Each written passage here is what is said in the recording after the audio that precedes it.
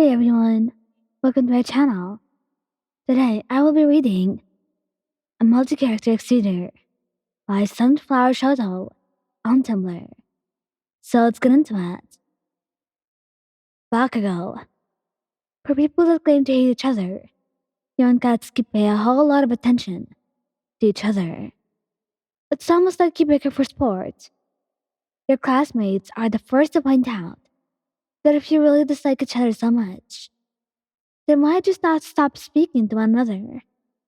After all, Katsuki already avoids interacting with his other classmates as much as possible, so it certainly could not have been that difficult to stop putting so much energy into hating one person. So when this is pointed out to him, Katsuki gets angry. Shocker, he gets very defensive and tells whoever was speaking to him to shut up and mind their own business before he'd blast them on to hell. Katsuki had such a way with words. You, on the other hand, are a little more willing to admit that you don't hate his constant teasing as much as later on. So you still resist the idea that you and Katsuki are friends in any capacity. And when you get kidnapped, no one knows what to do or where to start. There's almost no leads about where you could have been taken. And even worse, the villain that took you was practically unknown, so very little is known about his operation. The authorities are adamant about taking it slow, searching for evidence before jumping into anything that could result in direct confrontation. The class of 1A doesn't like it, but for the most part, they seem to listen to the authorities. That is, except for one student in particular. Take it slow. To hell with that.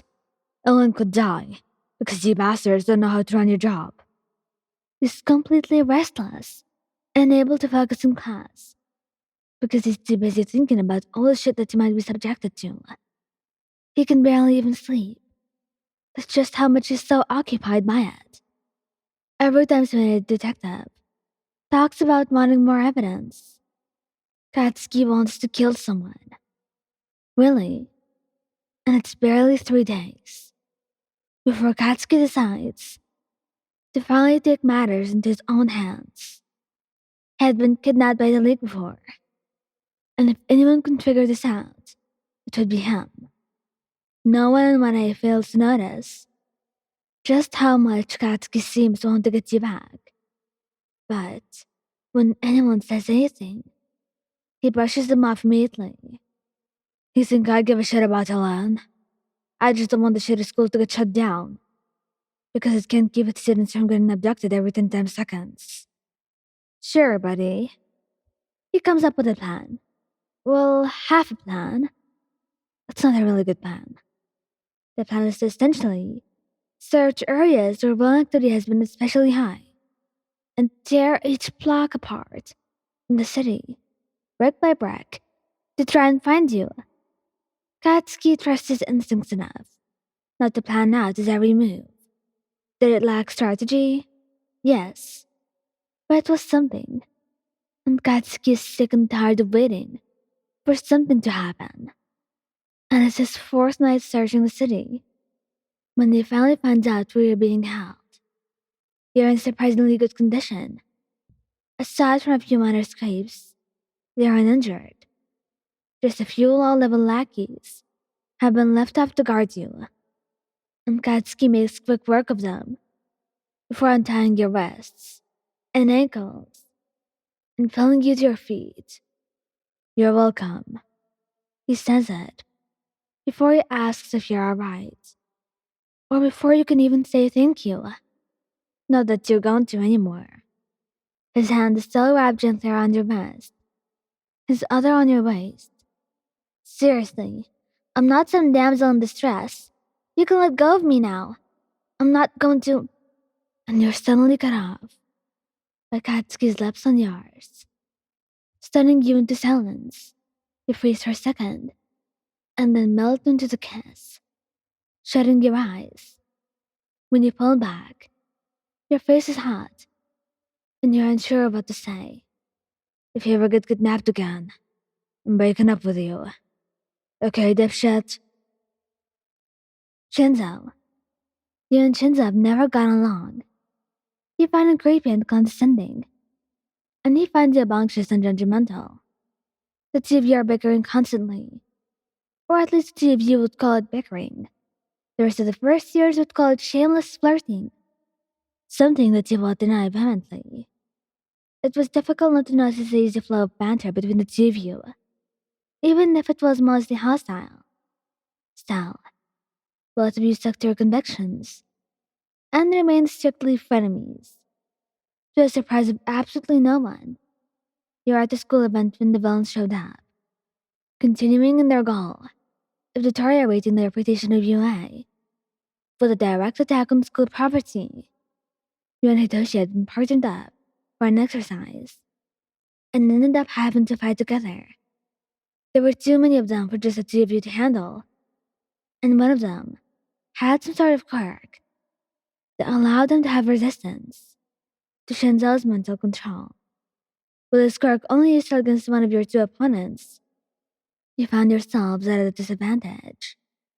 Shinzo felt useless as he watched you being taken away, unable to do anything to stop it. He couldn't explain the overwhelming tightness in his chest, a feeling that made him want to collapse to his knees in the rubble and shut down. He ignored that feeling when the dust had settled and the bones were gone. Hitoshi was the one who had to tell the teachers and the authorities what happened to you. None of his classmates had ever seen him so visibly distressed before, but any attempts to comfort him fell on deaf ears. Shinzo's current priority was to bring you home as quickly as possible, and nothing was going to distract him from it. If he couldn't even do that, then what kind of hero could he ever hope to be? He threw himself right into the line of danger and went out looking for villains. The first three knew nothing, but after a few tries, Shinzo was successful.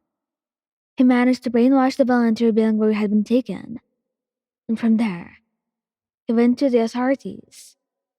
He was not stupid enough to go running into a devil's nest on his own, but he made sure that he accompanied the pro heroes and the authorities to the rescue. While they did the fighting, Hitoshi found where you were being held and set you free. He had been asleep, and were more than surprised to see him. When you woke up, I can't say I'm not glad, but I never thought I'd be so happy to wake up to your stupid face. He poked. Her sense of humor still clearly intact. No thank you. You know, most real heroes don't make the person they save say thank you, and you're about to continue with something else before Shinzo kissed you. It's short, but sweet. His lips brushing softly against yours for just a couple of seconds before he pulls away, and that definitely shuts you up. For good. And you can see that Hitoshi's smirking ever so slightly. He can't pretend that your heart's not racing. Or that you didn't enjoy what you had just done. You think you're really smooth, don't you? As a matter of fact, I do. Shinzo makes a mental note of the fact that he has now proven a way to shut you up when you're being extremely obnoxious, and he was going to use it later, more than once. Thank you guys for listening. Don't forget to like, subscribe, and comment.